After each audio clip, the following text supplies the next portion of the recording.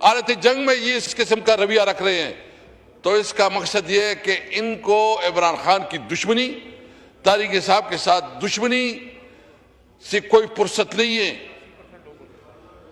اس وقت پاکستان تحریک انصاف سب سے مقبول پارٹی، عمران خان سب سے مقبول لیڈر ہے۔ وہ اس وقت اڈیالہ جیل میں ہے،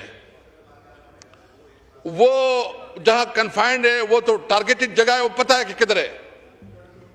خدا نہ خواستہ اس کو کوئی نقصان پہنچتا ہے، اللہ نہ کرے، تو کون ذمہ دار ہوگا؟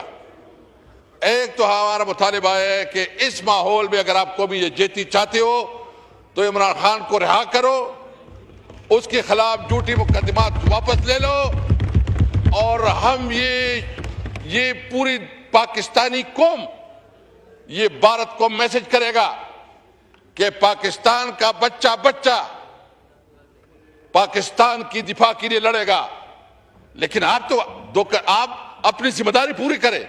قومی یکجہتی کے حوالے سے آپ کے اوپر جو رسپانسبلٹی ہے، آپ اس میں ناکام ہو رہے ہیں۔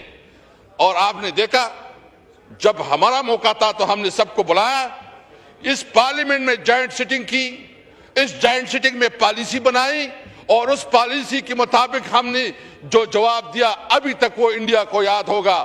ابھینندن کا جو ہم نے اس کو جو کپ کے چائے پلائی ہے وہ ابھی تک اس کی یادیں اس کے ساتھ ہوں گی۔